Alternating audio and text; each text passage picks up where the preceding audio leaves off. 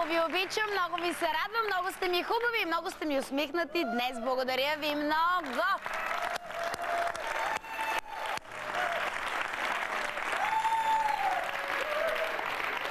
Уважаеми зрители, само леко да ви споделя, че една дама от моята публика днес ми донесе много вкусен кекс. И вътре имаше орехи. Благодаря ти, Валя!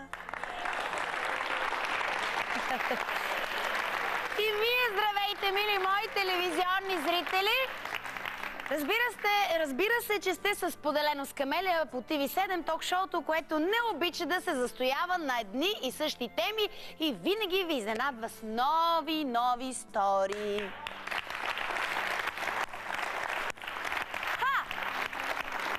Първи ред!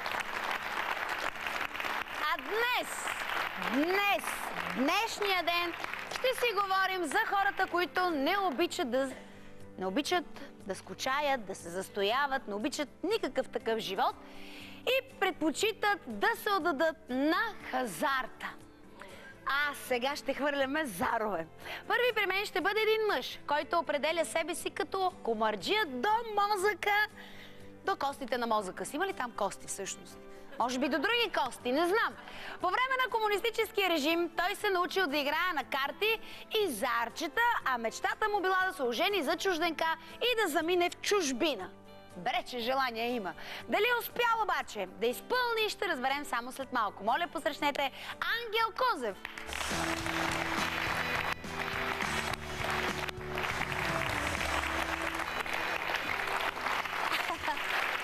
Здравей! Много мило, заповядай. Хоп! Да си взема аз моите листчета. Носиш нещо там, какво е това? Да. Ами, образование. Образование? Интересно образование носиш. Една книжка. Или? Да, и една тетрадка. И една тетрадка. Сега, какво става в Пазарджик? Как е там живот? Тъп град. Има ли тъп град в света? Той няма тъп град. Що така да си обиди твоя град? Пазарджик, тъп град. Има много хубави спомени от там. Знаеш колко път съм пяла и какъв здрав купон става. Не съм присъствал. Трябва да дойдеш. Виж колко се изпуснал. Да ще се разбием една вечерта. От пътя до Пазарджик до София. Образова ли се? Не, аз се образовам вече 11 години. 11 години? А какво учиш? На майтап. А учиш ли нещо специално? Или се учиш от живота? Или ти сам се самообразоваш? От живота. От живота се учиш. И какво научи от живота? Завърших няколко университета. Няколко? Дипломира ли се? Не. Няколко хазарти, както казват публиката, така ли? Или? Не, там съм академик. Академик? Браво! Академик Козев! И от кога ти е увлечението по хазарта? От 5 годишен. От 5 годишен? Това не е ли, как се казва, детска игра? Не се сърди човече, зарчета и така. Какво разбира едно 5 годишно дете от хазарт? И така започнах и... Как започна? Значи, да съм бил най-много в първи клас. Имах една кутия от обувки до половината с бели стотинки и 120 лева книжни. И? И се чудех какво да ги правя. Но това не е интересно. А кое е по-интересно? Да, започвам от началото. Нали всяко интересно нещо има своето начало? Окей. После, аз съм от село без изход. Едно село, Пазарджишко, Щърково се казва. Влизаш, един завой на център и излизаш по същия път. В смисъл няма друг път, който да излезеш? Да. И после отидах в Пазарджик да уча там средно образование. Играеха там зарчета, видях там един номер, започнах с него и станах професионалист. С зарчета? Сега като каза зарчета си направих... По комунистическо време, значи, 7 години живях от комара. Ма ти изкарваш ли добри пари тогава? Постоянно. По колко? Кой колко има? Всичко взимаше. Уау! И 7 години така живееш. Да. А колко правеше на месец, примерно? Различно. Ма това, честно ли ги печелеше или ги мамеше сега? Как да го разбирам? Ами, Защото нали казва, тръгнахме от номерата с зарчетата и после с тези номера ли печелеше пари, значи си и после прецаквал ръката хората. ми стана инструмент и започнах да ги обирам.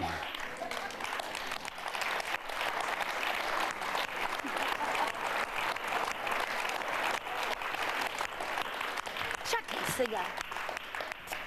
Това честна игра ли е хазарт? Или си приел така Уж. уж. Уж за кой? Уж честно. Уж за хората честна, Да. а пък всъщност те не са се усещали как ти си играл нечестно. Така ли, шашма с зарчета? Аз се спомням, си проиграх един хонорар мой в Стара Загора. Един човек тука има, тука нема, де е топчето. И ми отиде хонорара, топче нема, чашки празни.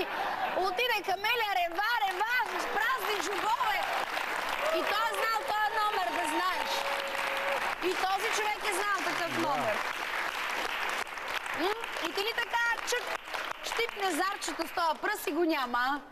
Или го въртеше се с шестици? Не, ако се съберат няколко хора, дето нямат професионалист между тях, играят на късмет. Ако има един такъв като мен, ги обира всички. Значи да го наречем, доста си пощипал хората. Добре. И на зарчета си играл и така 7 години си живял. Да, 7. И после? Дойде демокрацията. Нова страница в твоя живот. И? Комара умря. Комар умря ли? А зарчетата не оцеляха ли? Зарчетата са лесна работа. Щипането не оцеля ли? Той е като все едно да забравиш да караш колело. Но скоро не съм играл. Няма с кой. Няма с кой. Има казино до казино. Свършиха балъците ли в демокрацията? Преди аз бях казиното, само че подвижно. Подвижно казино. Знаеш, аз съм чула за хора, които са така доста пристрастени към хазарта, че са склонни дори къща, кола, някой дори жена залагат, бе, човек. Ти това преживял ли си го? Не. Сега наскоро се показах балък малко пред себе си, дето се критикувам, но... Защо?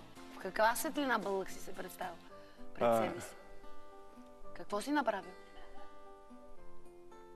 Ами, откак вкараха казината, нещо не съм късметлие. А не можеш да излъжеш машините ли? Трябва да се изучиш малко, все пак е демокрация. Моля?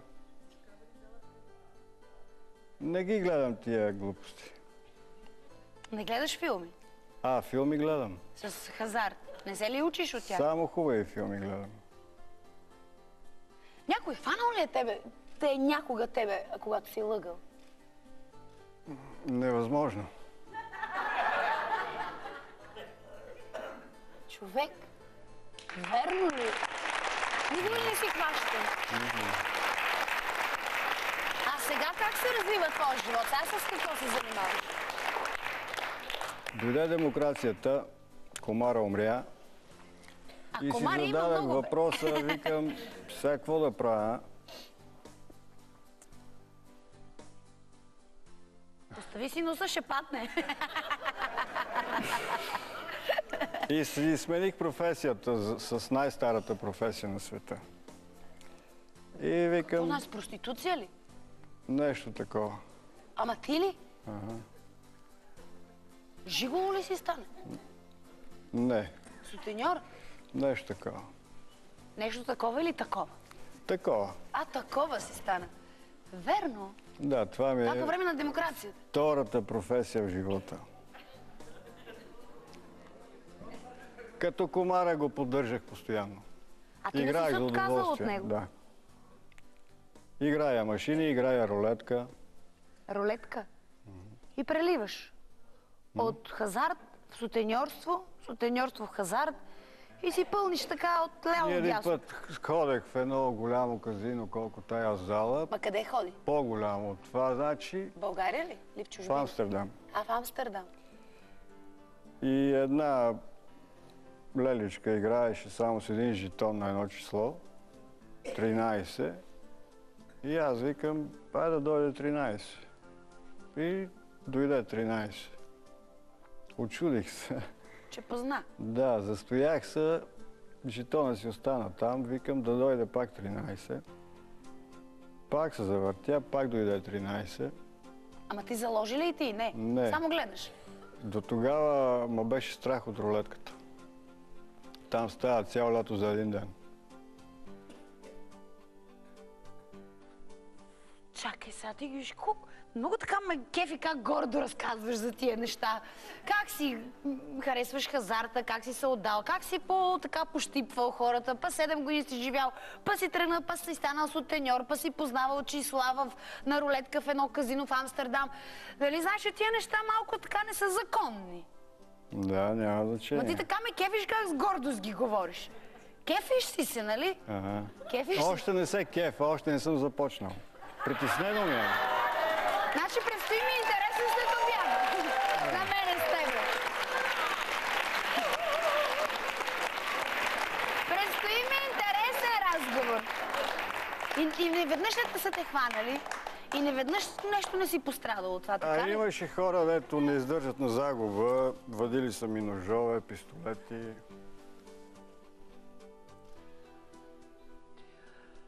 На един му викам, стреляй, бе. Това е пистолета и той е тук. Стреляй, бе, стреляй. Но не стреля.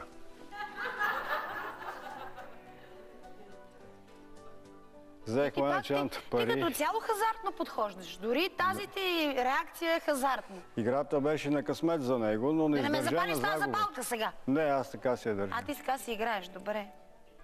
И дойде демокрацията, промениха се нещата, стана ти сутеньор. Да, имаш ли заминах за момичета, които Амстердам. ти работеше с тях? А, Тоест- Първо си намерих една на автостоп. Ме качих и я закарах до някъде. Нямах интерес към нея, но после се сетих, като дойде там демокрацията и викам, това момиче беше такова и такова, че айде да го намеря. И го намерих в едно село. Няма да казвам кое. Добре. И викам, аре за Амстердам и така беше 92 година. Април месец. А тя стана ли ти гадже или просто е била момиче, което ти си... Тя е работила за Само теб? един път бях с нея и не повторих. Не ти хареса? Не ти хареса ли? Не. А ти семейство имаш ли? Жена имаш ли? Имам, да. От къде срещна жена си? Бях жен в Велинград. Бях сервитьор 2 години там. А ти сервитьор си бил? Има ли нещо да не си бил? Има. Сутеньор, сервитьор, хазартна личност си. Жиго не си бил, нали? Не. Добре. Колко време работи ти като сутеньор? 92 45 дена. Коя? Какво каза, че не те чу? 92 45 дена. 45 дена. Голям трудов стаж си направил, тия 45 дена. Чакай, човек, много ме кефиш, такъв, знаеш, различен си ми, като гост. Какво стана с семейството ти, жена ти? Ти си за къде срещна се във Велинград? Ожени ли се за това Моята момиче? жена беше домакиня. Това е чудесно. Беше много хубава и си викам, ако я пусна на работа, Как да я пуснеш на работа? някъде в някое предприятие Предприятие? Аз мислих, че като и сутеньор... там директор или шефа ще каже, та хубавата жена не моли така да излъжа нещо и после трябваше го трепа и така нататък. И ти решите ли да и станеш шеф? И тя си беше домакиня, като не я лишавах от нищо. Дрехи, нощен бар, ресторант. Но тя работеше ли нещо друго, тази твоя жена? Не. Не си бил шеф? Аз ожених за нея, защото тя такава една глупава беше и викам да ме препадне. Моля?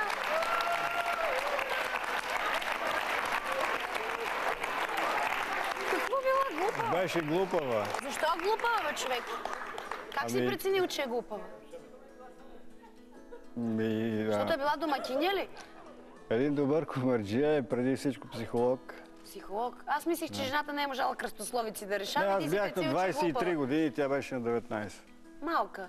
Аз бях сервитьор, тя беше с баща си на почивка. И ти я заби. Остана при мен 6 месеца. И така. А детенце имате ли? Ами забременя и викам сега какво ще правим. Как ще гледаш? Детенце? И аз викам да знае, че съм млад за женене. Имам още нататъка. Още имам си път. Да, и викам... Не, във Велинград ни ги пиха там полицаите. Защо? И ме изгоних от града. Как си се проявил нещо? Като комарджия. Като комарджия ли? Да. Ами там много работа имаш. А ти не я ли запали твоята жена по хазарта? Тя не се ли запали покрай теб? Не, исках да я направя тарикатка, ама не ставаше. Как се прави тарикат? Как човек ще може да стане тарикат? Ами, примерно... Като около тебе? Да ми свали някой бълък. Какво? Да ми свали някой. Да го накара да играе с мен. А тя да свали някой и леко фино да го накара да играе с теб и ти да го обереш? Това беше голямата ми каплъка, ама тя не ставаше. Ти си хитър, браво! А не ти ли падна на акъл да я направиш, примерно, да работи за тебе, като момиче работещо за тебе? Ти да си шеф, като сутеньор. Какво момиче? Тя да стане работещо момиче за теб. Това не ти ли минало през? Не, тя ми беше жена, аз бях много ревнив. И ако бях познал на работа, щеше да й посегне шефа и трябваше да го разстрелям някъде. И изобщо, който я докосне, поне служеник за нея да я спасявам. И ако някой я докосне, трябваше човек?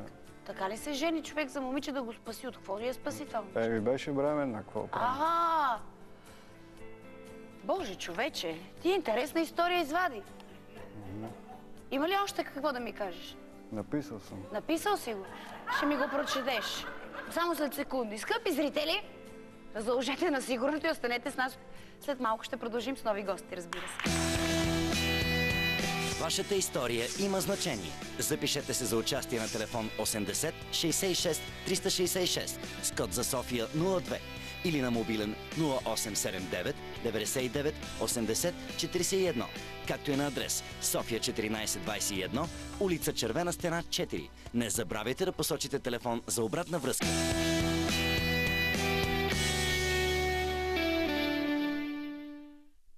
Пиърс Броснан, Златното око, Бъди с Бонд по TV7.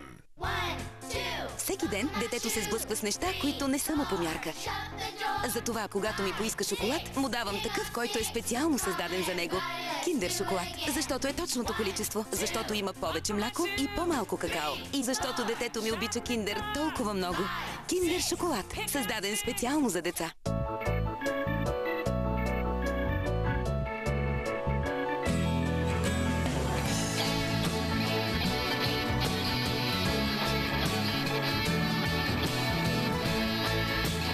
Превърнете специалните моменти в още по-специални. Събирайте бонус точки и създайте вашата кристална колекция Алисео. ОМВ. Повече от движение. Yes, I know, I really do. That the boys do love me too. So sweet how they adore me. Now there's just one thing to do. One simple thing that dreams come true. Look in my eyes and I belong to you. Sorry. ДМ. Тук съм човек. Тук пазарувам. Моята Коледа в моя ДМ. 30% намаление на избрани парфюми. Радио Веселина.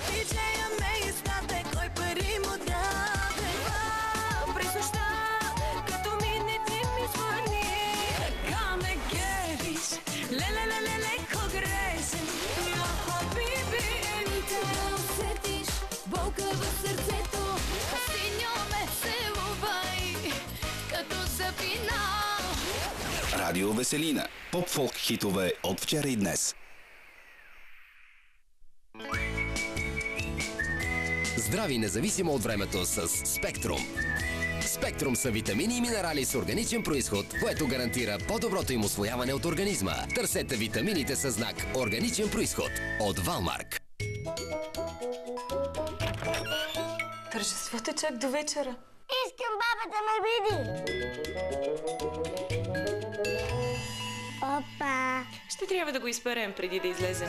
Ама ние имаме само 30 минути. Спокойно, новият Савек ще се справи. Новият Савек Супер Активатор е с ефервесцентна формула. Тя активира силата му веднага и спира перфектно, дори за 30 минути. Савек Супер Активатор. Супер активен в борбата с петната. Ти какво си? Чешен.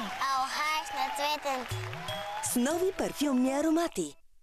Пиърс Броснан. Златното око. Бъдис Бонд по TV7. В епизод 8 на новите досиета. Коледна приказка с чудо. Документалната история на една жена, за която небесните сили не останали глухи. Само в новите досиета с мен София Завела. Петък, 22:15, TV7. Търсете ме във Фейсбук. 11 албума, над 30 милиона продадени копия в целия свят, 3 награди Грами. Един от най-успешните изпълнители на новото хилядолетие. Гледай концерта на световната мегазвезда Майкъл Бубле, Коледа 2011. 25 декември, 21:45, TV7. Това е TV7. На Коледа си пожелай!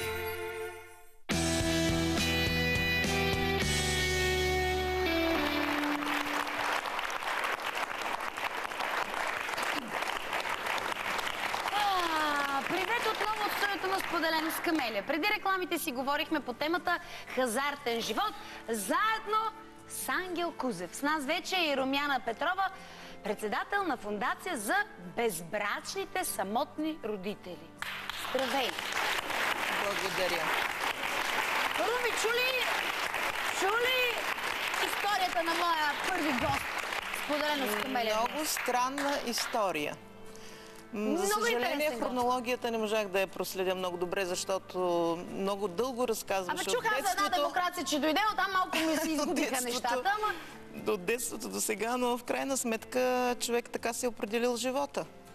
Но тук нататък какво е неговото социално положение в момента, трябва да той да каже, защото ние не знаем историята. Пенсионер съм. Сега си пенсионер. Пенсионер си? А кой ти дава заплата? За какво? Тоест пенсия да каже за какво я дава. Социални помощи. А това не е пенсия, нека да сме наясно. Значи пенсията не е социални помощи. Ами държавната институция пенсионно осигуряване. Така е, но не е социална помощ. 100.10 лева. Така е, но не е социална помощ. Не е социална помощ. Ама имате ли навършени години? Колко? Еми, доколкото разбрах, сега ги увеличиха на 61. Аз съм по болест. Вие даже сте и болен. От какво се разболя, извинявай? От какво? От смърт. От смърт се разболя? Интересна болест е. Какво представлява тази болест? Лоша работа. Лоша работа? Да си болен от смърт? Сигурно има други хора, които да определят начина, по който говорите и поведението ви. Понеже то малко не ми допада, ако смея да си кажа личното мнение. Аз направо ще ви прекъсна и ще ви кажа 5 пъти мрях. Наистина. 5. Ами да ви призная, и други хора, и аз съм така съм се чувствала по същия начин. Но сме се спасили, живи сме, тук сме, говориме си. Аз съм 5% жив. Вие всъщност сега какво искате да кажете тук пред хората? Оплаквате ли се от нещо? За 5% жив ти изглеждаш супер, бе, човек. С хората и после пак си говорим с хората и така, постоянно си говорим с хората. Да, но все пак тук сигурно нещо съществено искате да кажете конкретно. Излизам на сцената. За какво? Какво да правя? Ето, например, аз извън професията на организацията съм певица и мога да пея. Това е отделно обаче, но пък сега, когато проблема е друг, който вие засягате и темата днес, хазартния живот, значи нещо им искате да кажете на хората. И на тези хора, поне в публиката. Ти съжаляваш ли за твоя живот до сега, който си водил? Аз имам много лъскав живот. Холивудски стил. Холивудски стил? Къде живееш? Този холивудски начин на живот? 7 години като комарджия бях цар на себе си. Голям цар. Ходех всяка Между вечер. прочим, аз ще ви прекъсна сега. Вие потребявате някакви метафори от самото начало на предаването, които метафори не се вмъкват във вашата визия. Човек трябва, за да може да покаже нещо, трябва да има покритие за това нещо. Все пак, ако вие сте преживял нещо хубаво или нещо лошо, по някакъв начин трябва да го подчертаете. Доколкото разбирам, тук вие в момента нещо сте преживял, ама ние не можем да разберем какво. Един път сте бил цар, втория път 5 пъти сте умирали, пък не знам какво стана. Няма да стигне времето. Как няма да стигне? Вижте колко време имаме. Няколко изречения да стане ясно за зрителите. Значи ти си за да можем и ние да кажем нещо, да помогнем и другите хора, които ще влязат. Разбрах, кога си умирал? Бях си много добре, докато ми набутаха тази книга. Кой е набута? Как набутах? Това да не е Библия. Така не е хубаво това да се Това е Библия. Стари Нов Завет. Добре, кой ви я набута? При една църква. Църква? Коя тя? Намерим в Амстердам. В Амстердам пак. Жената. Вие там голям живот сте живяли. И църквата, и хазарта, и говореха разни глупости. Аз отидах, викам, какво става тук и тя са от църквата. А вие сега имате ли отношение към църквата или? Моля? Имате ли отношение сега към църквата? Имам. Какво? Позитивно, негативно, радостно, щастливо, че сте жив, че не сте, че Господ има ли го, няма ли го? Какви са точно вашите позиции? После ще говорим на тази тема. После ние сега сме дошли да говорим, защо после вие като в едно друго предаване. Чакай, аз мога да разбера, жената отишла в някаква църква в Амстердам и те й дали Библията. Не жената, той каза, набутаха ми го. Не, каза жена му. Дойдоха там някакви... Какво сте набутали, човек? Чакай, дай да се изясним сега какво са набутали. Съвсем се обърках. Не се бъркай толкова. Набутали са ти какво? Дай да поясним сега, защото почвам да влизам в други филми. Поканиха ме да отида на църква там. Кой те покани? Жена ти? Та секта ли е някаква там била? Аз се определям в секта. Казва се Мараната. Виж какво трудно име. Мараната, една църква. Как бе Мараната? Много хубаво име даш. Аз не знам, не съм запозната, но ти ли си отишъл там? Или жена ти отишла там? Поканиха нея и покрай нея отидах и аз придружител. И какво се случи като отиде там? И говорят на английски. Мой английски е такъв беден. А ти разбра ли въобще нещо за какво говориш? Нищо не разбрах. Значи не са ти повлияли, след като не си разбра. Изобщо. И ти? И дойде един холандец, говорещ развалено български, и вика, да знаеш, в София имам библиотека, иди там и си купи една Библия. И ти отиде? Той дойде в София, купи ли си Библия? И аз идвах, беше 98 година и викам, чадия до София, до тази библиотека, на книжарница, не библиотека. Много грешки правя на езика последно време. Отупай си езика като носа, как го потупваш и отидах и си купих тая Библия. И тя промени живота ти? Почнах да я чета бавно.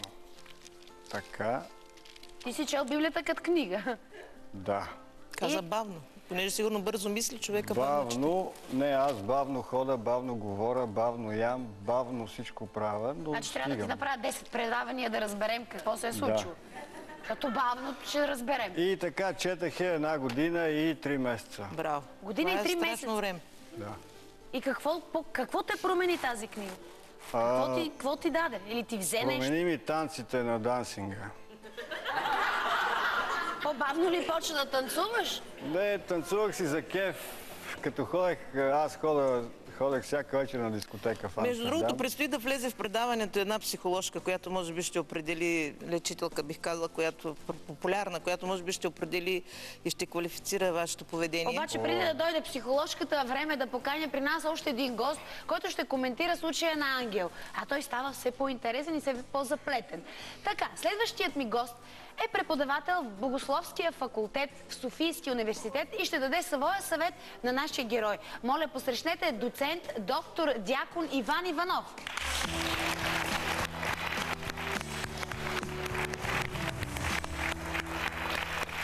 Иван, здравей! И на мен ми е много приятно да си призная, този цветен гост малко ме пообърка. И аз обърках. Не знам, то не беше хазарт. От хазарт почнахме и такава ни е темата. Хазартен живот. И той е тръгнал още от 5 годишен ли беше?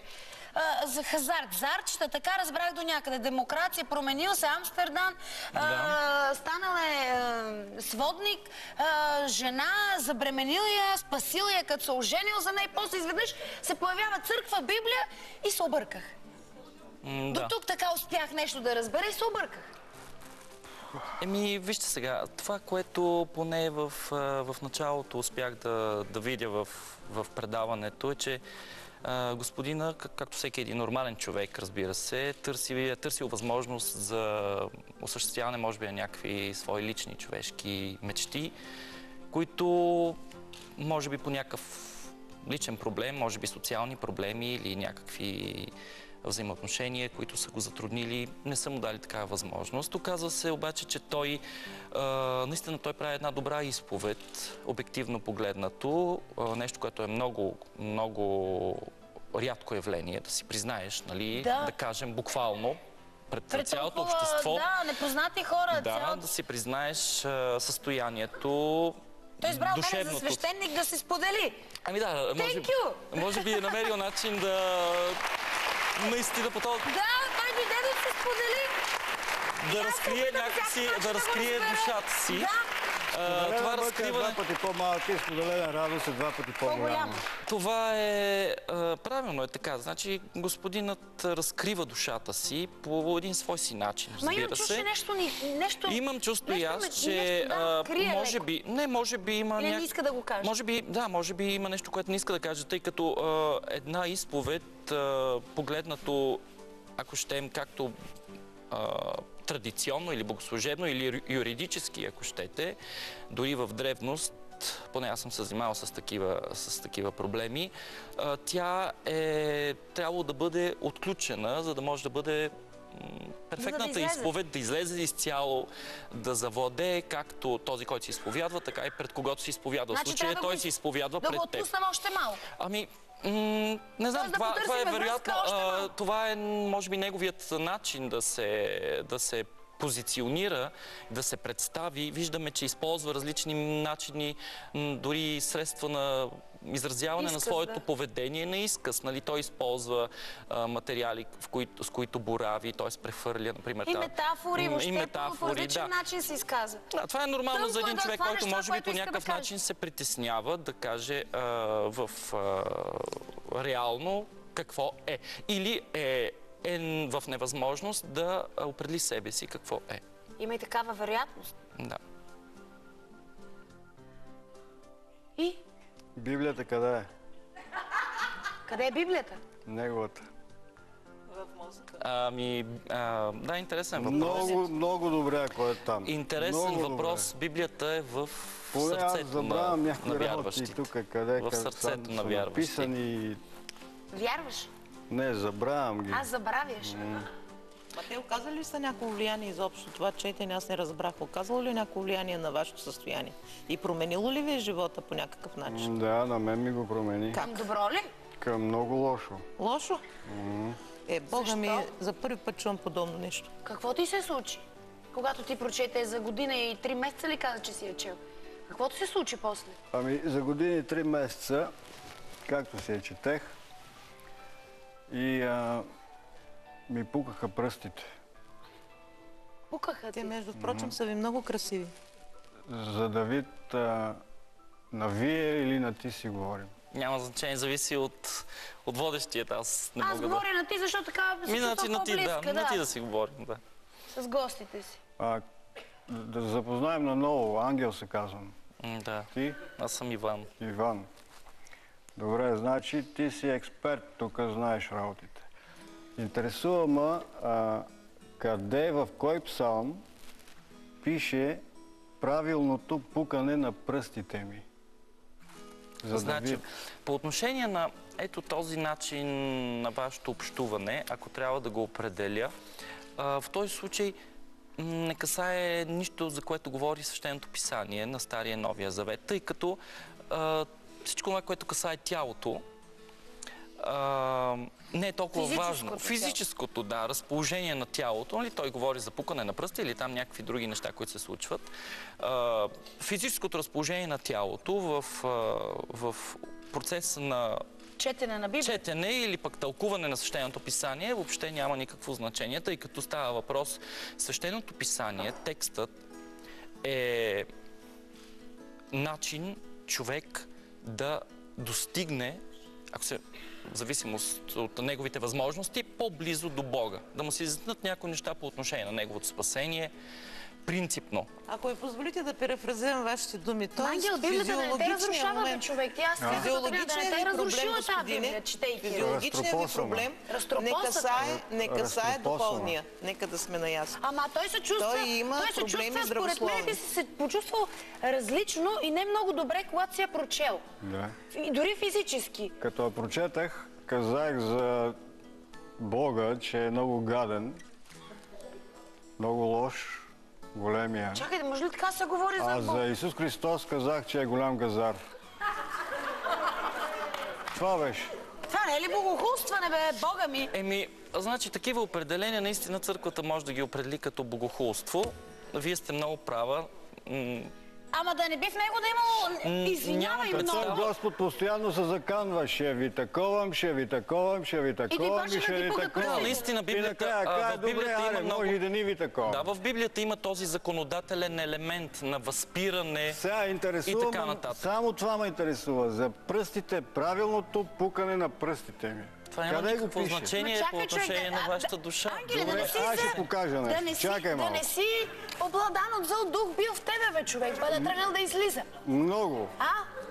Много. Или пък да не си се отдавна да си забравя да хвърляш зарчета, па пръстите имат нужда да хвърлят зар. Затова да се почне да пукат. Не мога да те разбера. Така, ето това е, ето ги псалми. А ти си ги напокъсал. Да. Това четене ли ги скъса? Първо, когато я четах, жената като чисти, сложи нещо отгоре и викам, отгоре нищо няма да слагаш, това е най-голямата книга на света. И много, даже прах не исках, не дах да пада отгоре. Обаче, прочетах и с един приятел там споделихме, викам, нещо ми направи впечатление. И сега в... Кой най-много те впечатли, бе, човек? Де ми кажи? Не го пише вече тук. А къде го пише? Не знам, в друга Библия. Че колко Библия има? Ментета. Да, не е Библия менте. Да, менте. Има ли Библия менте? Извинявай за въпроса. Да, значи... Чакай да не ме заболят и бъде пръстите. Нарочно е така, за да не я... Нека да влезем в неговия начин на изказване. Има ли ментета Библия? Не може да има Библия менте. Ако е свещено писание и ако е една добра, да кажем, една добра публикация наистина на по възможност по-близкият текст до свещеното писание. Аз не знам какво издание е тази книга, Библия и така нататък, но всяко едно издание е достатъчно... Вярно и точно преведено от оригинала. А ти си я пробил с дупка, бе, човек. Тук има дупка. Значи е свещено писание. Тук ми стоеше ножа. Боже, Ангеле, ти ме плашиш. Направо се стресна. Да го забия ли сега? Ангелско. Ти с ангелско име, чакай. Чакай малко, чакай. Искам да изабия ножа. Не, скъпи зрители, след малко при нас ще дойде една ясновидка. Да затворим кръга, останете с нас, за да не пропуснете какво ще ни каже тя. Вашата история има значение. Запишете се за участие на телефон 80 66 366 с код за София 02 или на мобилен 0879 99 80 41, както и на адрес София 1421, улица Червена стена 4. Не забравяйте да посочите телефон за обратна връзка.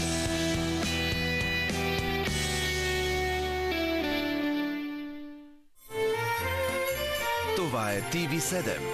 На Коледа си пожелай!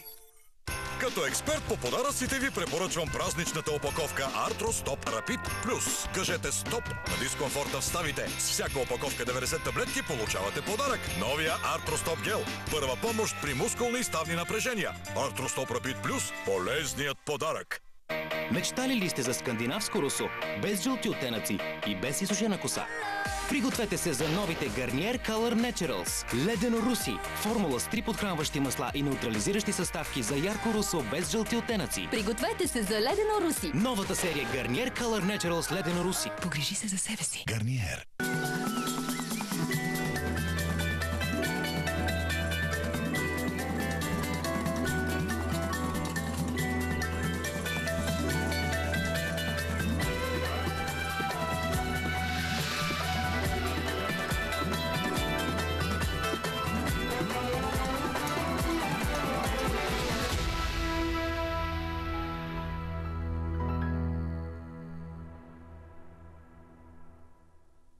Човекът е така устроен, че се сеща за своето здраве едва когато го загуби. Хората от древността отлично са съзнавали, че профилактиката и превенцията са гаранция за дълъг и пълноценен живот.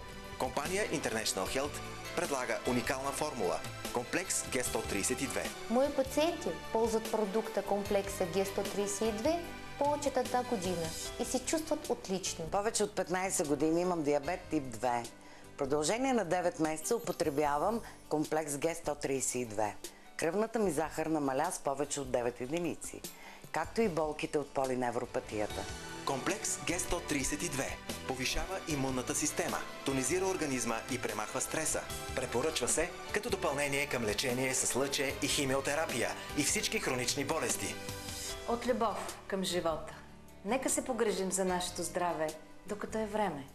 За всяка закупена опаковка от 60 капсули получавате подарък 30 капсули. Изумителен цвят. Това никога не е било толкова лесно. С многообразието от цветове на Сюблим Мус. Лесен за нанасяне като шампуан. Сюблим Мус съдържа наситени пигменти, които се сливат с естествения цвят на косата ви. За още по-изумителни цветове. Ярки, бляскави и дълготрайни. Толкова естествени. Сюблим Мус от Лореал. Изумителен цвят. Това никога не е било толкова лесно.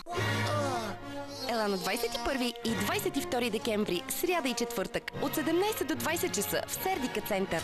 Там те очаква твоят приятел Спонж Боб. Снимай се с него и ще получиш подарък от Супер 7. Това е TV7. На Коледа си пожелай.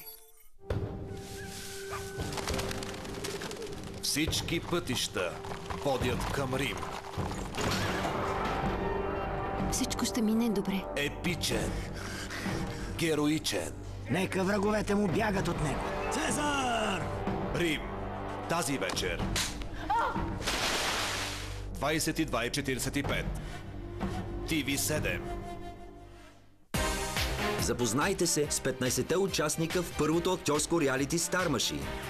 Тази събота, 24 декември от 19 часа и 45 минути ще разберете кои са техните ментори и какъв е регламентът на шоуто.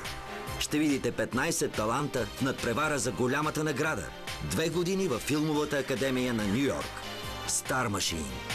Една роля променя живота. Гледайте само по TV7.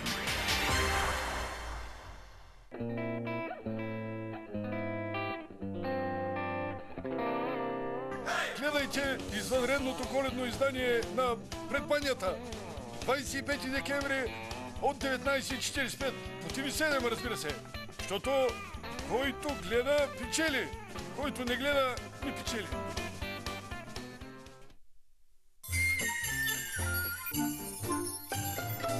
Това е TV7. На Коледа си пожелай.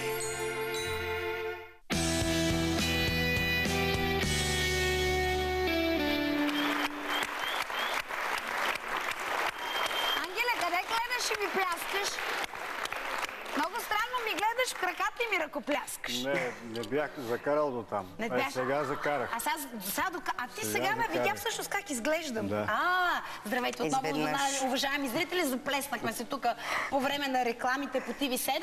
Споделено с Камелия. Днес си говорим по темата хазартен живот, заедно с Ангел Кузев, Румяна Петрова и доцент доктор Дякон Иван Иванов. Към нашата весела, така приповдигната компания се присъедини и ясновидката лечителка Атина. Здравей! Здравейте! Стара много шара в нашата компания. Да, изключително интересно. Първият ми гост Ангел, който носи ангелско име, говори тук за Библията, която според него е била менте Библия. Той е пробил с нож. Виждаш, има дупка. Променила му живота, той каза, че го разтропосала тази Библия. Кажи, моля те се, виждаш ли нещо около този човек? Да не е имало зъл демон в него, пък тая Библия... Ей! Просто аз бих искала да кажа, че неговият сценарий за всичко това е много интересно, нещо, че е толкова много объркващо, тъй като и той не знае по принцип какво прави и какво иска. Излизам на сцената, и знам какво нещото е, правя. че... Да, само че вие излизате на сцената без по принцип нещо конкретно да се говори, да се казва, защото вие хулите Библията, след това казвате за хазарта, след това хулите Господ, след това той бил газар, след това, не знам, жена ви, дето вие по принцип трябваше да говорите за нея, после престанахте и нищо не казахте за нея, защото се спряхте изведнъж и нищо не казахте. И по принцип това ми говори, че вие имате такъв конфюжен малко в главата и не знаете точно за какво да говорим, затова ние сега искаме да слушаме какво искате да ни кажете. Почти нищо. Точно така, аз си го знаех, но за това просто питам. Само накрая искам да остане малко време да прочита точките. Снимки да видим нещо за вас. Само чакай. Дайте да видим как сте бил този бос, подземен бос, просто да видим как е. Тия жени, голи жени. Написал съм си точки. Да. Това бях в Амстердам. Да, изглеждаш доста добре тук. Това също обърнете внимание на десния крак отгоре. Кой десен крак? Кой десен крак? Ето. Че си с бял чорап? Аз това виждам, че си с бял чорап. Или си в гипс? Не, гипс. Нека да кажем точките, да чуем какво иска да каже човека. Аз мисля, че той иска... Само един момент. Иска да изкара нещо от себе си, но не може, защото все пак има нещо, което не можеш да кажеш. Ама не иска нищо да го каже, просто той има нещо в себе си, но не иска да го каже. Смяташ ли, че в момента нещо иска да ни каже? Вярваш ли му на това, което прави и говори? Не, по принцип не много мога да кажа, но пак ще повторя, сценарий е great, много е и смешен, и развлекателен, но не е това, което по принцип мисли в този момент. Объркан ли? Изключително много. От какво объркан според Той по принцип мисля, че се е родил така. Моля? Малко объркан, да. Още от детството, по принцип, имаме неща, които той трябва да види, трябва да разгледа за себе си, за да може той да е щастлив със себе си, защото не е. Ти какво мислиш? Чакам да се каже точките, за да мога най-накрая да изразя някакво мнение и становище. Нашата тема е хазартен живот. Ние тръгнем с Някой ми е откраднал снимката, както и да. Не сме откраднали снимките, ето там са снимките. Не, тук има 2 снимки само, ти ги даде. Не. После започнахме за това, че е бил сводник. После искаше да каже, че спасил жена си, когато тя забременяла. Така се ожених. Ангеле, ти да си преминал от другата страна, от тъмната страна на живота вече. Не, аз... Или ти си бил там, пък сега Библията ти иска... Тоест, с помощта на Библията се връщаш към света. Аз бях един благородник в подземния свят. Вау! Какво значи благородник в подземния свят? Там такива няма. От сега мога да кажа. Като обера някой бълък и му взема... Ти се чувстваше добре ли? 2-3 хиляди лева и му връщах 10%.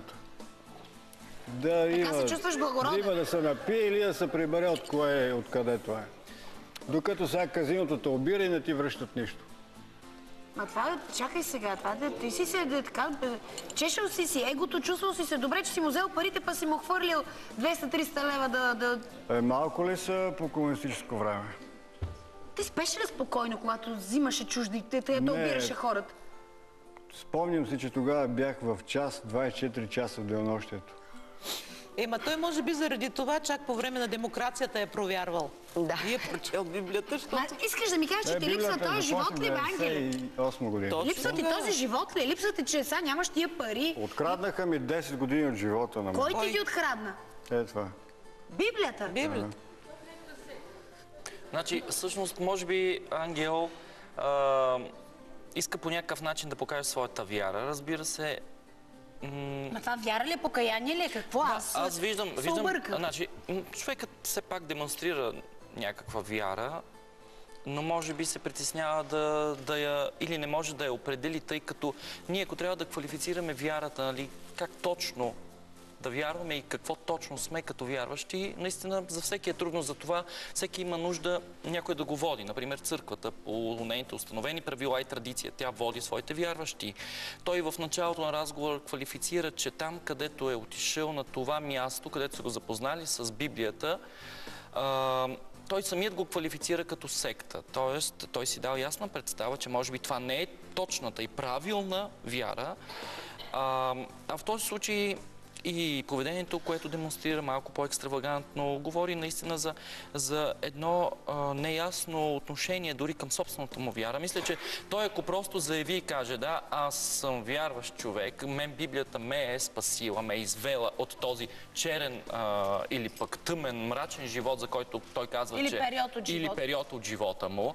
Започвам да прекъсвам, нямаме много време, много разтягаме локумите. Това мисля, че... Кажи конкретно са. Така. Съжаляваш ли за начина си на живот или се гордееш с него? Не съжалявам, обвинявам. Кого? Библията. Прочетах я и ще лягам вечер лягам си. И Исус Христос е умрял за целия свят, за хората, за доброто. И сега идва ми при мен една мисъл, дет не мога да избягам от нея. Коя тя? И ми вика, умираш ли и ти като Исус Христос, даваш ли си живота или не си го даваш? Кой пита това? Твоята мисъл те пита. Мисълта. И аз викам, аз съм човек на чиста, що да не умирам. Даваш си живота. Давам си живота, лягам и казвам така, даже го казвам на глас. Лягам сега, сутринта не искам да се събуждам, искам да съм умрял. Ставам сутринта, викам... Аз имам един въпрос. Един момент. Не са ми взели живота, на другия ден същата работа. Цял месец подред, всеки ден. Ти си даваше живота, ама никой не ти го взимаш. Давам го. Никой не го взимаш. По-нататъка ми го взеха. 5 пъти.